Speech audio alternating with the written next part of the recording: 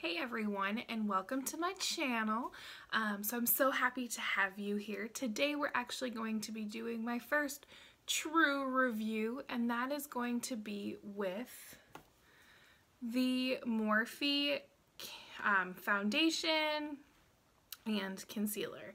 So I know that there have been a couple of reviews online, and I have not put this up yet, because I had to buy this myself and the concealer I actually had to order, but also because when I'm giving a review, I really like to test it for a good length of time. So I've had the foundation for about a month, give or take, just shy, probably about 3 weeks, and then I've had the concealer for about 2, and I've worn them basically every day. And I've tried them with a variety of primers and different things to really see what's going to work best. So I'm going to go in and give you very specific details, and I hope you enjoy. So first, let's talk about the concealer, because I feel like in general, concealers don't take quite as long to form an opinion about. So I am in the shade C135, and I do think the concealers don't have as wide of a shade range as the foundations. Now, do they have an amazing shade range compared to other brands with concealers? Absolutely, they do. However, I didn't realize what a difference each step would be until I was actually in Ulta and swatched them. And that's part of the reason why I had to order this, is because this is one of the shades that they were sold out of, but they had the testers so I could still swatch them and pick my color. And I believe they have like a 1.25 that I swatched with this, and then the next one up, which I think is 1.5. And the comparison in shades, like the one underneath this was almost white. The one above this was like darker than even what my foundation would be. So I felt like there was a big jump in the shades, which I thought was a little odd. But again, for concealers in general, I feel like they do have a pretty good shade range. So I just think you really should swatch them in stores if you can, because like I said, there's quite a difference. And this one I still think is a little too light for me, but the next one would have been way too dark. So I kind of had to just make this one work. So my thoughts on the concealer is overall, this is a pretty good high coverage concealer. I would compare this to like the Makeup Revolution Conceal and Define, you know, something definitely a little more full coverage. The Catrice, what is it? Is it Camouflage or Glamouflage? I never remember. The Ulta one, like it's definitely in that range. And I've tried all of those. I like them. I don't love them. So it's not going to top what my Holy Grail one is. My Holy Grail one right now is the Tarte Shape Tape. I'm currently trying a bunch of different concealers. I like Sharp, I do it every time, Tarte Shape Tape. I think it's a very good concealer. It's definitely a little more drying, but it's the one where I can wear it the longest and it's going to crease the least for the longest amount of time. And I don't find it as drying. I find this actually pretty drying though. In comparison to the other ones that I've named. This one, you have to be careful because it will dry down fairly quickly, so you kind of have to blend it out quick.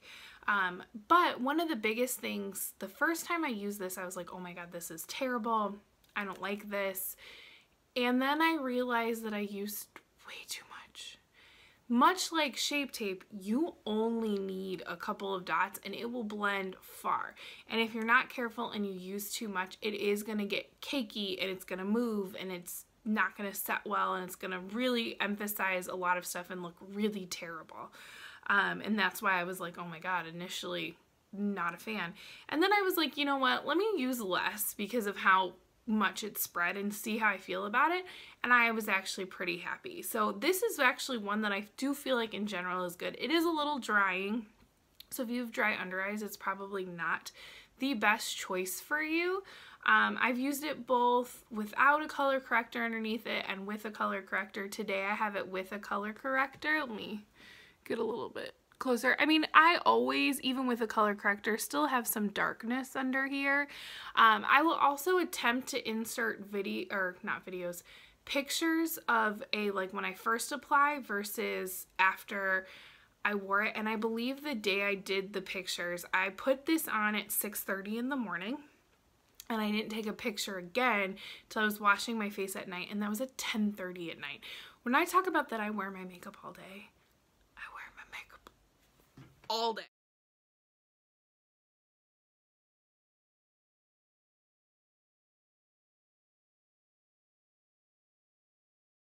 I'm not sure how clearly in the photo you can see some of my lines and just textured skin. So my under eyes are they're not great.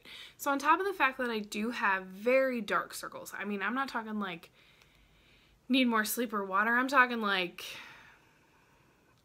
genetic dark circles. Like they're there. When Danny from Coffee Break with Danny talks about panda eyes, I understand her pain. Not to mention I have a lot of like a fattiness that folds.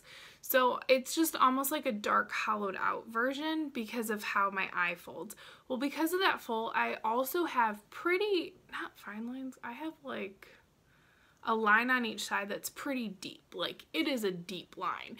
And so that I know is never going to be covered. I also have like what people refer to as chicken skin under my eyes, and I don't think you're going to see it because I did put concealer on, where it's textured. It's got that like bumpiness to it, and usually that you can't really cover up. Now here's what I will tell you. Most of the time for concealers, what I'm looking at is that it's not going to exaggerate that and make it more noticeable. That what it's going to do is, especially from a distance, because it's not like people are like all up in my face, but especially what I'm looking for is that it's going to give as close to a smooth look from what it would be a normal standing distance, and just kind of brighten and lighten the area and pretty much stay in place and not start to look cakey. Overall, I do think it does have great coverage. They have a decent shade range. You know, it does hold up pretty well as long as you don't use too much. So you need to blend it out quickly, and you need to be very mindful of how much you're using. Now, what I will tell you is if you use a little and you're like, I think I need a little bit more, it will layer nicely on top of it. So you don't have to worry about like, oh, well, it dried down, and now if you put a little bit more on top, it's not going to get funky. It will stay okay.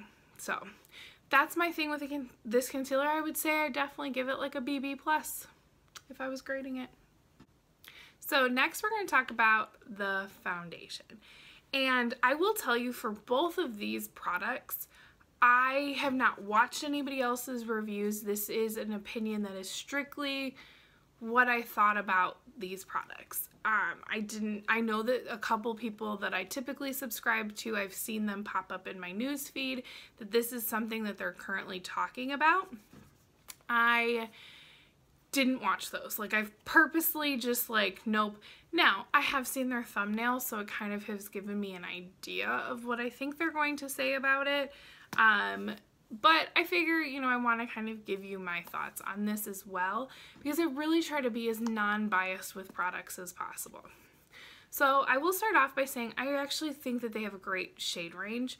I am in the shade F1.120. And I mean, I kind of like the packaging. I like the squeezy tubes. I think that makes it very nice for traveling. I wish that they weren't plastic, but that's like a whole separate story. Let me show you a little bit about what the color. I do think that it does oxidize just a little bit. So when I'm in the store and I'm swatching, I don't initially just put it on and be like, oh yes, that's a match. I will put it on and wait until it dries and then kind of make a decision. So that's my like tip. So this is like a little bit of dry down. Again, I've used this with multiple primers because I wanted to see what's going to give me the best. Now, here's a couple things.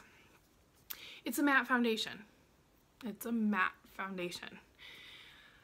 A lot of people aren't really gravitating towards matte foundations right now. And it is also the foundation that I'm wearing.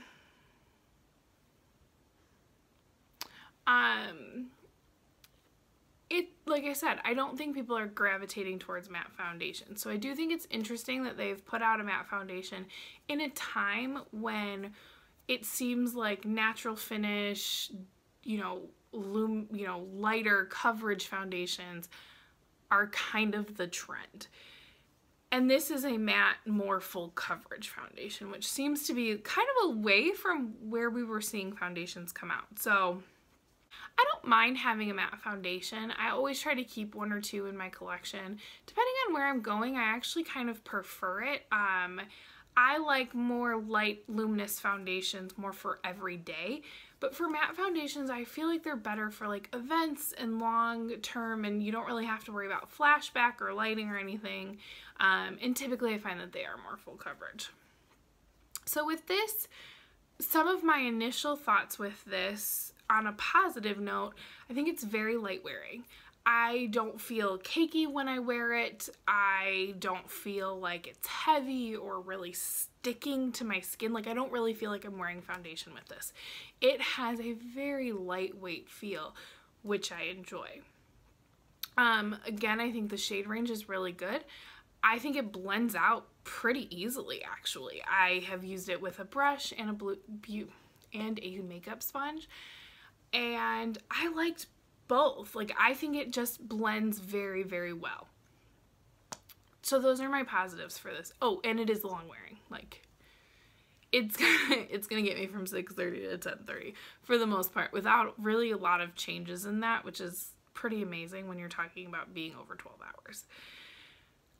Now my negatives with this. My negatives are, it does emphasize texture and lines a little bit. So you really have to have something underneath it that's going to kind of fight that. So you're going to need a primer that's really going to kind of do what it can, or have generally pretty smooth, unlined skin. So as, you know, aging skin, I don't necessarily know that this would be the best matte foundation. I will tell you, this has not taken the spot for my favorite matte foundation, which is the Too Faced Peachy Matte Foundation. Not that I'm a huge fan of Too Faced products, but that is one product that I love. Like, it is stunning, and I love the way it makes my skin look. This one has not trumped that, so this is not becoming my holy grail. You know, do I think it looks decent on camera? I mean, now that I'm looking at it, yes, I do. Like I said, I do think it wears pretty well for a long time. I will notice that it will start to start emphasizing these lines. It's really hard for me to kind of make sure that these stay smoother looking. I mean, for the most part, a lot of times that will happen. But what I've noticed, and I kind of have talked about it recently, I'm getting a lot of texture in this area with larger pores. And I have noticed that, you know, when I look in the mirror, I feel like you're going to see a lot of that. Now, once I get everything else on, I don't really think it's going to be noticeable to other people. So, and I've also used some primers to kind of help that. So the primers that I've used with this, and I have some thoughts of things that have worked well and things that don't. One of the primers that I hated with this product was my Covergirl primer. And it's more of a moisturizing primer. You know, it's supposed to kind of help give your skin some boost. It's like their age one. It didn't help cover with the texture, which it never does, but it also was almost like it gave too much moisture under this foundation. It made my skin very, especially in areas that tend to be more oily, definitely more oily throughout the day, and I didn't like the way that it filled together. So that one was a hard, like, no, did not work with this foundation. Now I've used the Touch in Sol No Pore primer. I've used my Smashbox primer, which is pretty much like my holy grail. I've used my Milani primer, which is also like top notch. I have mixed in my Becca Backlight Priming Filter primer with this. So those are all the primers that I've used with this. And I will tell you, the rest of them seem to work fine with it. The Covergirl one was the only one I really didn't like with these primers. But even with my Milani and my Touch in Sol primer, I would have to kind of take my Smashbox primer and put it in the areas. Sorry, I have a burn on my finger as I'm pointing, in case you're wondering. It's not a swatch, I have burned my finger. And I would have to use it on my very pore problem areas. And so when I use my Becca backlight priming filter, which I did use today, so if you're like, oh, it doesn't look too matte, that's because whenever I have matte foundations, one of the ways that I like a lot of them with, ironically my Too Faced one's the only one I don't do this with, but a lot of matte foundations that I've used before, what I'll do is I'll put my Smashbox pore minimizing primer all over my face, and then I will take a pump of the Becca and mix it in with my matte foundation just to give it like a little zhuzh. And a lot of times I like matte foundations. You're going to overall get a general matte finish, but it's just kind of going to give you this like underneath glowness that I do really like, and matte underneath my matte foundations are mixed in. And I just mix it in and then apply it, dot it on my face. And I do think that that actually works out really nicely for me. I still like that. You know, overall my skin feels nice. It doesn't feel crazy. Let me see if I can see what I mean by it. You're gonna still get some texture with this, and you're gonna see like the line, how it doesn't really look that smooth. You're gonna start seeing some of those with this foundation. So that is something to think about. You know, but from a distance, if I was taking pictures, you know, if I was doing family photos, I do think that this works very well for that. And again, it's more of a light coverage foundation. I'm also going to try to insert photos of me, again, at the beginning of the day, before I've set it, what it looks like without anything on top, versus at the end of the day. So you can kind of see a little bit of side-by-side comparison of those. Well, not side-by-side, but so you can see it in comparison from morning to night.